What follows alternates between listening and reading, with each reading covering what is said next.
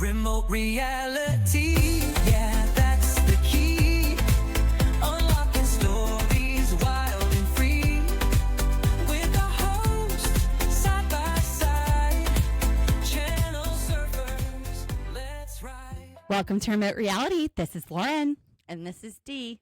And this is Love is Blind, Season 9, Episode 4, The Dangerous Game We Play. First up, we start with Calibra and Edmond. I love them. And we left off the last episode with them about to see each other for the first time. I forgot to mention, they were playing such a great song, Katy Perry's Dark Horse. I was like, oh, Netflix got that money rolling for those copyright rights. I was like dancing to that. That's my jam. Edmond comes out. Calibra comes out. They are matching. They had the same color theme for this reveal. This was my favorite reveal so far. They were just adorable. What did you like about it? His face, his reaction. And her reaction. Yes. His wide leg pants were the exact same color red as her dress. And then he had that little KB sticker that he taped on. He wrote KB on a piece of red duct tape and put it on his heart. Yeah. He has some wild shirts. I don't know where he gets his wardrobe at, but he's got some amazing clothes. And then Calibra's over there like, where are you at the beach? I don't see anybody dressing like that. They're in Columbia shirts, not this mess. Yeah, I noticed the other day he had a button-up shirt on, and it had cupids all over it. Oh, well, he's fun, and he's got that high energy and funky personality, and his clothing definitely matches that. She said she would have walked right by him in the real world. I'm like, how can you, though? He stands out.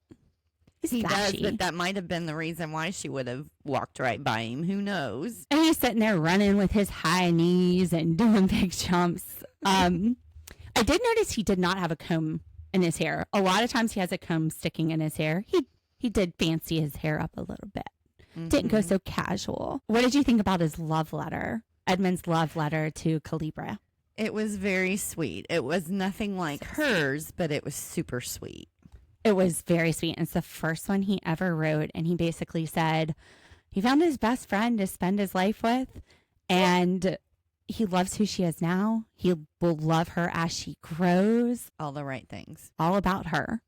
It was very sweet. Let's jump to Nick and Kait. Girlfriend Kait, Nick's number one. He says that going into this. He says we've been each other's number one since the beginning. They start talking about religion, and she says she's spiritual but not religious. He says he has a quiet and personal relationship with God. I wonder what that means as this episode goes on. Yeah. I have questions about the things that Nick says. And I think we should just kind of maybe just go through the Nick stuff. I think we need to cover all of it in order to explain where this is going. My interpretation. Well, to do our best to explain where it's going, because I don't know that I can explain it. This man is wild. As far as the personally quiet, I just assumed that meant he did not go to church on a regular basis or even preferred to go to church. Well, quiet to me means it's more of a spiritual connection than a religious connection. Religion is like a practice spirituality. That's how I see it. It's like a formal spirituality. So I don't know. I can't pretend to know because he confuses the heck out of me. She said that watching her mom die a year ago, and she had lived for 10 years with colon cancer that just ravaged her body. She didn't understand how to make that make sense with an all good God. And there could be the argument that it makes her stronger, but it's been a year. She's having trouble with her faith, understandably. I think after a big loss like that, some people turn to faith, some people question it. And some people didn't have it in the first place, and that's fine too. Nick says he appreciates that she's being open with him. And she says she struggles with her feelings. And he says, I'll always say, you know, you're mine. I'll stick by you. I'll tell you I love you when I'm ready. That's what Kait is saying, so she's still not reciprocating that, but she likes that they're getting on a deeper level. And then he says, people think I'm a player. They misunderstand him. I misunderstand him too. Guilty. Well, yeah, we called him that when we saw it in the last episode. You know, what are we missing, Channel Surfers? Is Nick a player, or are we just overlooking something? And he confirms that he's her boyfriend. Anything to add to the Nick and Kait for that part? No, not for that part. I mean, I totally got where she was coming from with her mom and, you know, losing her and her faith with God and things like that. You know, when I lost my husband, you know, maybe it's the way that I was brought up. There is no questioning. There's a reason for everything. That was just the way I believed. Everything happens for a reason. Right. So I never questioned my faith. But I get where she's coming from because I know a lot of people that do that. Now, Nick and Annie, we turn to them. Do you want to talk about that date? What you got in your notes? She needs more from him. Yeah. She comes right out and says that. Hurry. Laughing fit. Coughing fit. Sorry. Not You're a laughing good. fit. I mean, it's kind of laughable. Like, you need something from him. Yeah, she wants him to show her the connection. Do you think this conversation would have gone differently if she didn't start with, I need more from you? It's a good possibility. Now, she had some trust issues. Yeah. She's sensing a hesitation from him. And he does explain that, you know, it's just hard for him to wrap his mind around the fact that he's got a connection with two people. Or multiple connections, I think is the way he said it. Which, maybe this isn't the right experience for her, because outside of this experience, she also dealt with a boyfriend who had multiple connections. Oh my gosh, when she said that she had gotten into his phone and there wasn't like one woman, it was almost 20. I was like, holy crap. Holy and you red didn't flag. notice? Like, how do you not notice 20? Dude, it happened to a friend of me and Rob's, like way back in the day. She was dating another friend of ours, and we didn't know. But he had been sexting a ton of people, she found out. And, I mean, it was like grandmas, like people of all ages, and just the dirtiest stuff. So she broke up with him, and then he immediately starts seeing another girl. And one night, she gets him to come meet her back at her house from the bar. So we parked my car down the street, and I went and hid in her like guest room and like ended up falling asleep. But I woke up in the middle of the night, and he's laying in bed with her, and his car is still out there. So I go outside. I take pictures of his car out in the driveway at 3 a.m. with his license plate and everything. I get in my car, drive home. And then the next morning, I'm like, look what I got to prove he was cheating. You sleuth. I know. I mean, they had dated forever, and this was one of the girls he was cheating on her with, and we didn't do anything with it. It just helped her realize this man does not change. Mm-hmm. Wow. But Nick offers up everything. He's like, if we're married, you can have all my passwords and stuff. What about like you guys having a little trust? True. Working on your baggage before moving into this marriage. Yeah. I was married for 30 years. I don't think I ever checked my husband's phone. I've been married for 7, but I've known my husband for, like 16 or 17 years. Never. Yeah. The only time I've ever touched his phone is if we're in the car and he's like, I need you to put this in the GPS, or will you text my Airbnb person back? And I have no idea how to do it. I'm like, I need help. I don't know how to use this phone of yours. Yeah. Yeah. He would tell me sometimes, will you text so-and-so and tell him I'm on my way or something? I'm like, can't you just pull over and do it yourself? Yeah. Okay, I'm nicer than that. I will try to help as much as it annoys me. No, just kidding. Just joshing. They start talking about how they want to raise their kids. They both believe in corporal punishment. They both want to raise their kids religious, Christian. And then Nick asks, how would you react if one of your kids was LGBTQ+? Mm-hmm. And she's like, oh, I wouldn't be like thrilled about it. And they both agree that they think it's just a fad, like a recent fad. I At this point, I'm thinking, do they not know about was it just a fad in the 80s? Was it just a fad in history? It's talked about in historical texts. I mean, even in the Bible, but was it just a fad then? Or is it just a preference? Or is it just how you're born? Like, I can't imagine wanting to be someone that so many, like, choosing the hard way. So, I mean, at the end of the day, they're both of them. Their response was, that they would support their children and love but they them would make sure that they understood and weren't misinformed. what That's what they were said. getting into, which, I mean, they're either wanting to get into that pussy or not. It's, do you understand? It's like a piranha. And it spits goo at you. I mean, Yeah, I don't know. I don't know how that conversation goes down. But then, even more interestingly, we hear a story about Nick in high school when he was depressed, but his mom somehow thought that meant he was gay. That he might be gay, yeah. Well, no, there was something else about asking him, what was it called, where the kids would take their parents' like prescription drugs and put them in a bowl. Oh, putting a bunch of pills in a fishbowl and then you grab one. Yeah, she wanted to make sure he wasn't doing that. I've never heard of that. I had never heard of it either. I've heard of fishbowl parties, but it's not pills that are going in that fishbowl. Them big keys going in there. Keys, allegedly, where our old office used to be when we first started working together. That neighborhood had a lot of fishbowl parties. Word on the street. I don't know. I don't know. I'm not surprised. Sounds for real, though. Yeah, I'm not surprised. Those kind of parties where I came from were going on with the more financially higher people. Maybe she asked about fishbowl parties and he didn't understand it, so she was like, "Oh, no drugs." I have no idea. Okay, so I have no idea how any of this came up. He still appreciated the fact that she at least was open to talk to him about what was depressing him and what was going on with him. And I thought it was funny when he said, I made a point the next time I had a girlfriend to make out like in front of his parents.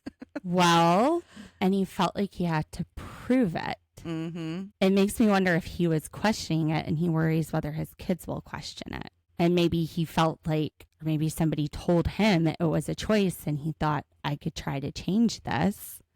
And he's trying really hard to get two women interested in him so he doesn't leave empty-handed. I don't know. I thought it was an odd question in the first place to ask her. So maybe it's a personal experience that he's had or something. And he my cousin, we knew. Mm-hmm. We always knew.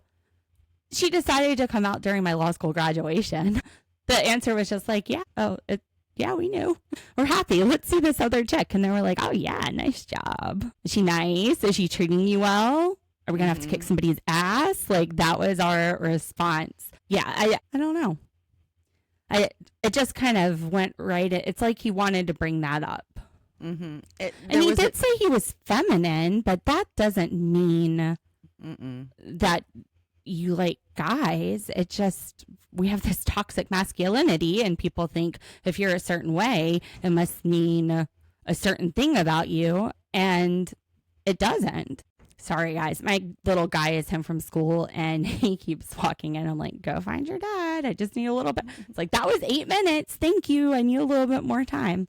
I almost feel like he wanted to address that. And I think it's great that he can embrace his feminine side. And I hate that he has to defend that. Like my husband, he isn't like a traditional masculine guy. He's a great stay-at-home dad. He does dishes and cooks dinners and does laundry.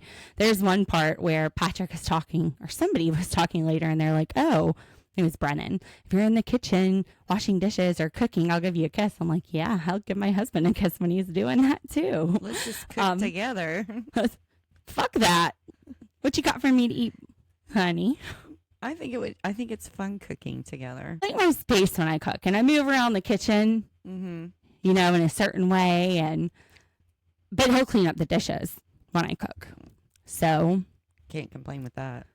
You know, a lot of these things I think are just based in our culture, they're not like, there's no hard and fast rule that guys can't like dolls. Like my son, his best friend is an 8-year-old girl, and he loves Gabby's dollhouse because that's everything that his friend likes. He loves demon hunters. That's everything his friend likes. So he gets into all of that stuff, but it's because he looks up to his friend and he's like, okay, yeah, like I want to do everything she does. Mm-hmm. And they're like the bestest buds ever since he was born. So Nick ends by telling her he can see himself proposing, and she wonders if he's asking everyone, and he says, no, this is intentional. Okay, let's not like just put it all out there about what's really happening with Kait. Do you have no empathy for Kait? Also, I don't know if you noticed, but when they were having the LGBTQ talk, there's a rainbow going across the screen. I'm like, do you guys believe in signs? There's like a rainbow prison. Oh, I didn't even notice it. It was so cool. It's like, it's when Annie is talking, you see that rainbow prison. So we come back to them on the date. We'll just stick on this little love triangle for now. We go back to Kait, and he tells her I'm being pulled in 2 directions, and she's just confused. He said he loved her 2 days ago, but maybe they just think of love differently. And he gets pretty defensive, but she is like turning down the heat on it. She's like, look, it's probably just us seeing it differently. It's fine. It's fine. You're a great person. I love talking to you. So then he says he's been thinking about this for a few days. Does she want to re-examine Christianity? And she says, no, I don't believe in that. I told you my experience. He acts shocked. What he heard was, I used to believe and I don't anymore. What she's saying could be interpreted that way, or it could be interpreted as like there's no way that this is true after that. Mm-hmm. But she made it clear she was spiritual and not religious. He had made it clear that he had a quiet, personal relationship with God, and now he's asking her to go to church and acting super confused. Well, I think he said too that he thought that she said her brother was the one that had turned away from God, not her. And she was like, no, me. That's not what she said. She said, I'm spiritual and not religious. And she had gone on about her experience with that. And he said he understood and he was glad she was open with him. I think he's trying to find a way to get rid of her now that he knows his other option is more compatible. Yes, especially considering he hasn't said anything about the other option. And it's so strange because after this breakup, she's rolling her eyes. She's like, I can't believe the words that are coming out of Nick's mouth. Kait is. And Nick tells Kait, I hope you find peace with the fact that I'm hurt too. Yeah. Because the whole religious thing was a deal breaker for him. Yeah. Or it was a way to get out of it. That's what I was thinking too. I was like, I don't think that's the way the conversation went. He is trying to play us. He is a player. He is trying to play us at this point. He goes back into the pods. He's telling the guys he just let his number one go. He's so hurt. He doesn't even know if he wants to be here anymore. Boom. We find him back. Nick with Annie. And he is dedicating his whole heart, his whole life. He's ready to propose to her. He loves her. The first thing we see them talking about. Yeah. It was a complete 160. 360, 180, whatever it is, whatever number. I'm choosing you. You've got me. I can be your Wish.com's Zac Efron. Okay, baller. Like, you didn't see the Charlotte season, and you really need to go watch it because I think you will relate to it more.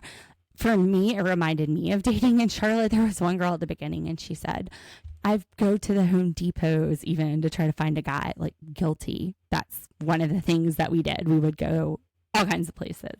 Anything I certainly wouldn't. Yeah, I certainly wouldn't be going to Wish.com. That's like, what's the version of Wish.com to find guys? What she could it be? means that it's like, this is what you ordered versus And this this is what you horrible get. Yeah, guy yeah. that you got. Yeah, I knew that's what he meant, but I'm like, in real life, what would we consider the same or the equivalent of Wish.com if we wanted to find guys in person? Well, this is a dangerous game he's playing because in the Charlotte season, one of the contestants, Chelsea, told the guy she was talking to, and he was kind of split between two people, that she is told by people that she resembles Megan Fox. Oh. And to be fair, there's some pictures on Instagram where she does resemble her. It looks like maybe she had put on a little bit of weight. She's still a very beautiful girl.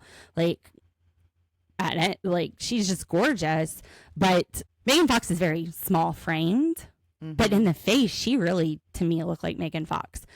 And everybody just busted her chops about that. He ended up picking her. And the girl that he turned down was also very pretty. And she had like more of a Megan Fox frame. She tells the guy, she's like, you're going to need an EpiPen when you see me. It was so funny. I think somebody actually in one of these episodes made a reference to Megan Fox. Probably, as a and joke. that's where it came from. Like as a joke. And I was That's like, I where- don't get that. Yeah. Okay, That's where it now came from, makes- was the Charlotte season. Okay, that makes sense now. That 'cause whole mess.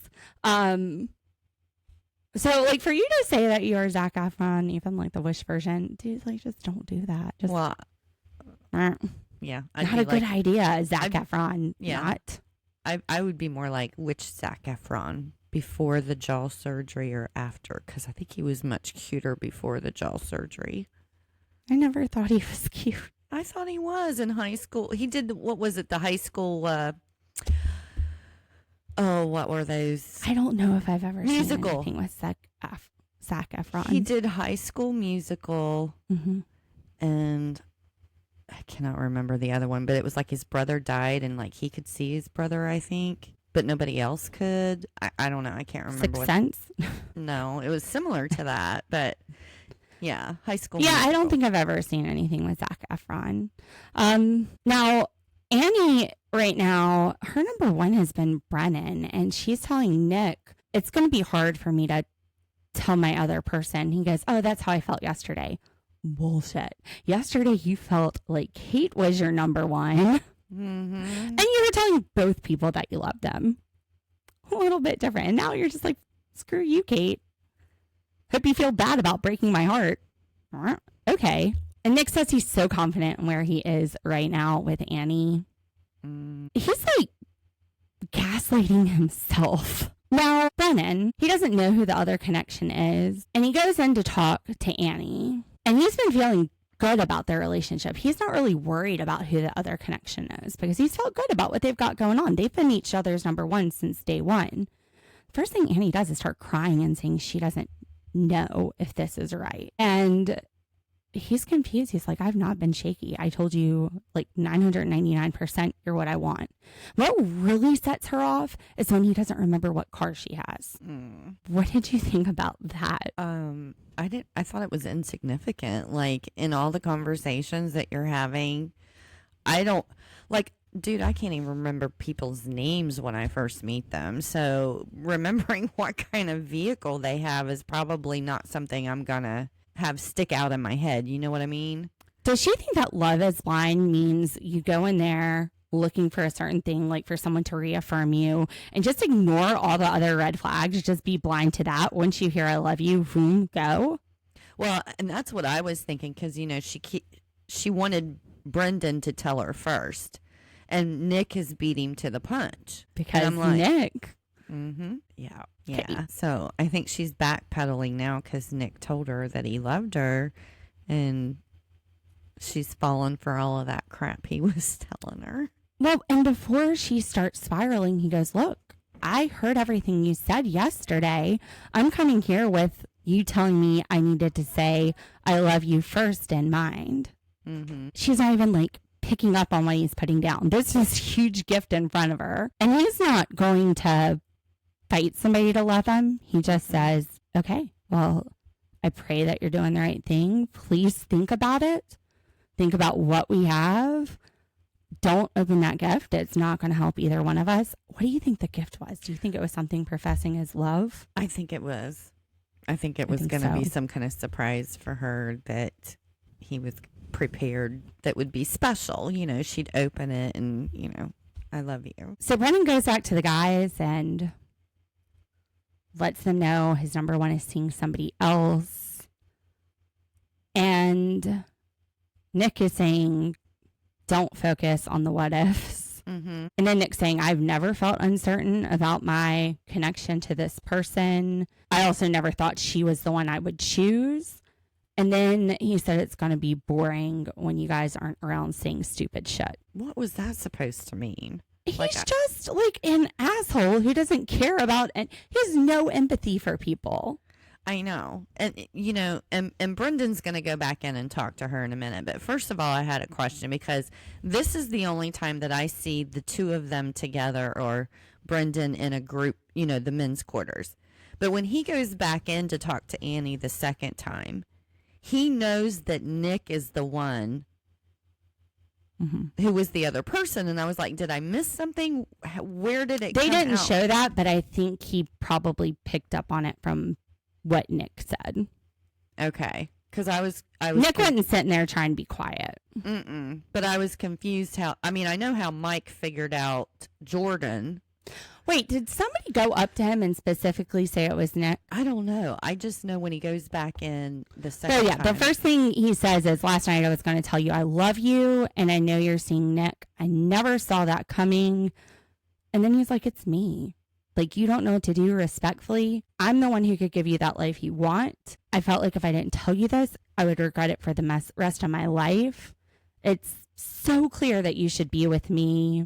Please think about what's happening right now. And that's where we end the episode. But Annie does say Nick is different than what she would usually choose. But I think we skipped over a few people. We might have skipped over the first part with Brandy, Brennan and Annie, where they were talking about the kind of house she wanted and that has like a red door or a blue door. And he's saying, yeah, and I want whatever you want, but I want it to be 2 stories. I want a nursery. Everything he was saying was pretty validating. Yeah, they had a pretty solid conversation, I thought. But she just needed those words. And he just wasn't. That's when she told him he needed to tell me first. Look at Brennan and Annie versus Nick and Annie. Which conversations to you are more deep and meaningful? Well, they're definitely Brendan. I mean, I even made a note on the one conversation with Nick and Annie. I said, this is the first deep conversation or serious conversation the two of them have had, because all of the other interactions to me had been them flirting profusely with each other, but nothing deep. It was all superficial, you know, a lot of sex talk and things like that, but nothing deep. Right. He definitely had the hots for her. It didn't get deep until he asked if she wanted to raise her kids Christian. Yeah, that was the deep conversation. I was like, this is the first serious conversation that they've had when they were talking about religion, how to raise kids, and different things like that. They had never had those kind of discussions before. Now, Kacie and Patrick. First, we see Kacie talking in the girls' lounge. Apparently, before coming on the show, she was talking with her ex that she's been on and off with for 10 years. And he was telling her, you know, I could have convinced you not to come on this show. He's very complimentary about how she looks. Now, one of the things, the reason they broke up is because he was on Instagram liking a lot of hot blondes and it hurt her confidence. And now he's telling her, I show all my friends your Instagram page because you're the hottest person on Instagram. You'll be the hottest person on this show. While she's talking about him, she's twirling her hair. I was picking up vibes, whatever that is, that maybe she still has it for her ex. She's not over that kind of dude yet. did. And then once she got in there and was actually talking to Patrick, it just kind of solidified what I was thinking about her. Which is? I don't even think she's on the show for the right reasons. She said that the ex had tried to get her to go on a reality show previously. She said she had watched Love is Blind before being on it and asked Patrick how he got on it. And he's like, I applied. I just straight up applied. Mm-hmm. But her ex had told her, you know, she should get the exposure, go on the reality show, blah, blah, blah. And I mean, And then she tells him he did the same with this show. He doesn't think I'm going to fall in love, but when we're engaged, he's wrong. Like, he'll be wrong. Patrick, he's like, set a boundary here. Now, I don't understand. She doesn't want to tell her ex that she's engaged. She said she would block him, but not tell him. I am just getting the weirdest vibes from her. Like, I cannot figure her out, but I don't trust that she's there for the right reasons anymore. Make it make sense. It is not making sense. Yeah. And I hate that for Patrick because I really like Patrick. She tells him she doesn't know that she can love Patrick until she touches him, which also a very weird statement. I thought that was an odd statement as well. And then he's not buying this bullshit. He sees right through it. So she turns the talk to her landing strip and how she could wax it or shave it for him. She wants to give him everything he needs in so many ways. She wants him to trust her. And Patrick's like, it's a lot to propose. I'm not a robot. Mm-hmm. He's holding his spot. Well, that just reminded me of other things that she has said when she's been with him that I kind of thought were red flags, because she's always saying, tell me what you want. Tell me what, you know, you need. It's like she wants to just, whatever a guy wants, she wants to be that for them instead of being herself. And she tells him he deserves her attention. She wants to give that to him. And then she full out explains how she's about to ride him like a mechanical bull. Crazy. She's going to lick him slowly, sit on him, and then go crazy. I think she's already going crazy. I think she already is. And then the next date that they have, Kacie says, I woke up, I was so sure about you. Like, she's not saying I love you, but she is putting it on thick. And he's worried it's too good to be true. He's not a dummy, but they both say I love you. She feels like she's waited for him forever. She's his ride or die. He says he couldn't propose to anyone else. Did we forget about Annie so fast? Anna. One. Yeah, Anna. Close enough. And then he gives a play-by-play of the proposal in this nerdy QA. He's like, I'm putting one leg out. I don't know which leg to get on. It was, this is my take on it, though. I think that out of the first two couples that we've seen get engaged, this one is the most weird and awkward. Like, it's not matching up to the genuine feelings and emotions that I felt with the first two couples. This just does not feel right. She feels very desperate. That's the take I'm getting. Yeah, is this desperation. And I'm questioning now, is it because she just wants to find love so bad, or is this something that's tied in with the ex-boyfriend and getting her on cameras in front of, you know, people on a reality show? Look, she was on and off with this guy from 17 to 27, 31 now. And she's still talking about him. She's still talking to him. Right. I think she hasn't figured herself out and she's living in the past. She needs to block him. Mm-hmm. She needs to move forward. But she still wants those affirmations. She still wants to be enough for him. Yeah. With this guy, I don't know that a woman will ever be enough for this guy. No. And poor Patrick's going to get drug right into all of it. Now, Mike and Sparkle Megan, which I have Mike and S Megs, so Mike and Schmegs. Oops. Mike is playing games. He's an asshole. He for sure is. He goes in saying, you're sitting pretty. I mean, you could be sitting pretty if you pick right. Sure. He's making her question herself. And then he asked if she likes tattoos. And he goes, I don't have any tattoos. I am not going to be like a cheap bumper sticker on a car. Yeah. Like on a Kia. And she was like, oh, Jordyn has a Kia. I hope she's smart enough to see the bullshit this guy is doing and what he's trying to do. Every time she leaves dates with Mike, she's like in tears and confused about herself. And he sits there and like does like a jab at her and her taste. And then he's like, are you ready to be married? Like, if you're not into me, maybe you're not ready to be married. It's gross, manipulative, insecure. And then she reads his notes, or he reads his notes. He's like, I just said that I need to be chill and confident. He's telling you right now he's insecure. Well, not only that, is he's taking notes about himself instead of like having notes about her. How to win her. Yeah. It's not. And he wants like health and fitness and being a power couple. So she starts to tell him, look, I realized some of the best times in my life were when I didn't have money. Like college was the best. And some of the worst times in my life are when I was financially set up. Like one of my exes, he's like, oh, one of those old guys. She's like, yeah, he was nearly a billionaire. But he was super busy and he thought he could just buy my love. So I swing in the other direction, dated a young guy who was broke, but he wasn't ready for commitment. So I'm wanting to swing somewhere in the middle. And I think that might be you.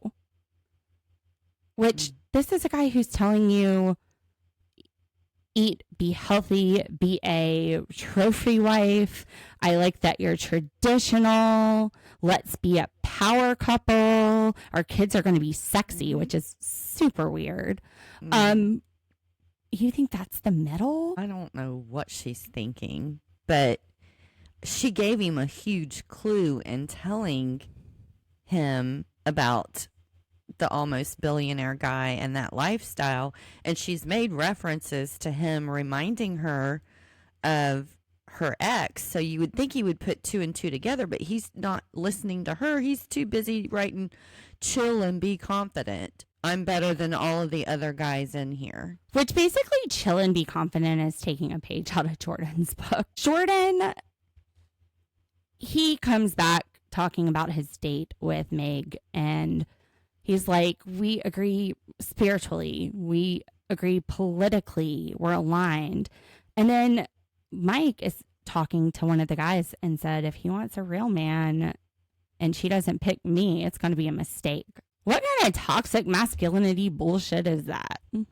He's so arrogant. I wish he would say that to her face so she can know. I hope and pray that she is figuring it out with the sabotage that he's trying to do with Jordyn. And it worries me because Jordyn's been number 3. Yeah. But the more time she spends with him, she goes away happy. She enjoys those conversations, and he always manages every single time to flip the script on her. So she does have another date with Jordyn, and she asks him, is there drama because of the love triangle? And Jordyn's just like, yeah, I mean, we can talk about it if you want to. It doesn't matter to me, but if it's important to you, I mean, there's no drama from me. And then she asks him, do you have tattoos? She's picking up what Mike's doing. Yeah. She's not a dummy.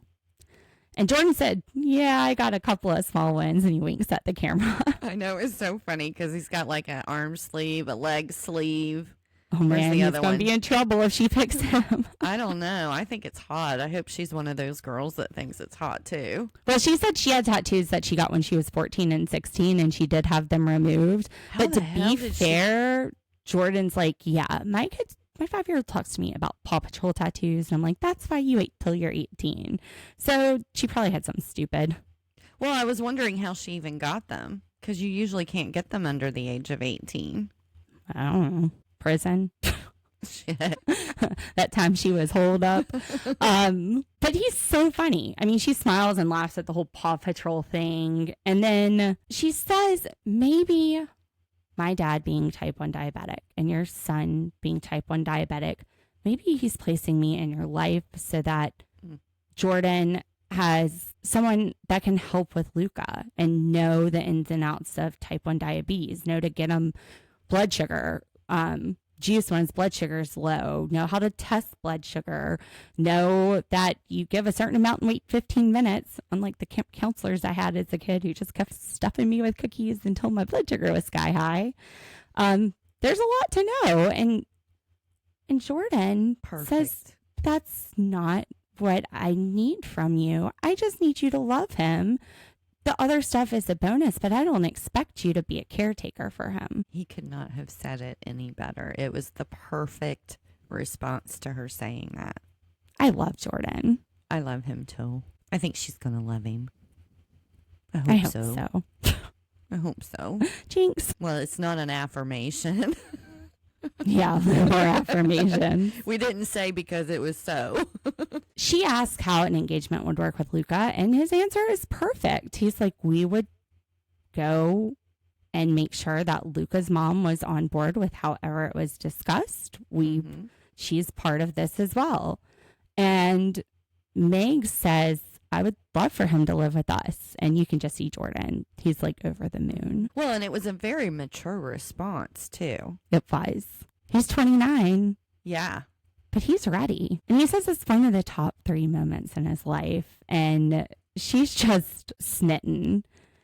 And she's like, I don't know what I'm going to do with you. She doesn't. She says that every time. Because you're going to kiss me on the lips. He's so funny. And then she said she's getting BDE from him. Do you remember what BDE is? I taught you on one episode. I did not remember what that was.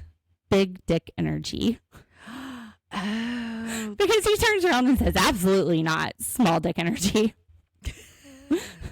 He's like, you're going to have to be pleasantly surprised or not. He's so funny and he's confident. Like, he is what Mike is not. Yeah, he's not writing in his book that he needs to chill and be confident because he's better than all the other guys here. I love him. I love Jordyn. I really like Megan. She sparkles when she's with him. That's the only time I see it. You can see that these exes and these other dudes in the pods they're not bringing out that sparkle in her. Mm-mm. Mm-mm. And Jordyn says he would be up for adoption. She appreciates this vasectomy, and he says, well, I'm not gonna lie, it was selfish. Like, he could have definitely taken credit for it. He's not even trying to score points where he shouldn't get them. And Jordyn said, if it wasn't for you, I'd be gone. I really like this couple. I really don't like Mike, and that's probably the edit. He's not getting a great edit because they want us, I think, to pull for Jordyn and Meg, but you can't really edit him talking trash about Jordyn. No. I mean, he's completely unattractive right now to me. His personality is just... he sucks. So, next episode, we're going to find out what Annie does with Brennen. We left with him sitting there confessing his love, what she's wanted from her number one. I have my fingers crossed that she is going to go for him and fingers, toes, bra straps. Oh, I got my legs crossed. I have mine crossed right now too. And none of my corkscrews are crossing, but they're doing what they need to do to get that cork out. Yeah.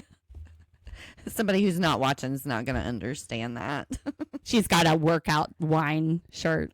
Yeah. All right, Channel Surfers, thank you for listening to Love is Blind. I think that's going to be it for today. We'll probably come back tomorrow with at least one, maybe two. We'll just have to see how much legal work we get done.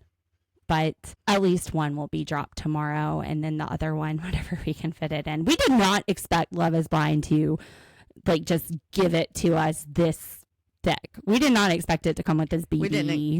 We didn't expect 6 episodes. So that was double what we were thinking, but it's so good. It is so addicting. We hope that you guys are liking Love is Blind. We want to hear what you think.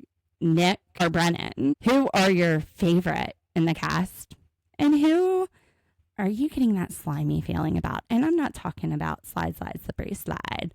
Like Ghostbusters, like Goo. Who is Goo in this season? Thanks for listening. Make sure you like and subscribe to get all of our Love is Blind updates. We will be back with the rest of them. One at least tomorrow, and maybe the last 2 tomorrow. On Monday, we'll be here with Sister Wives. Tuesday, we will be here with 90 Day the Other Way. And then next week, they're dropping 3 episodes. So I think we will do one Wednesday, one Thursday, one Friday. Because we've been podcasting all day, baby. Thanks for listening. Bye. Let's ride.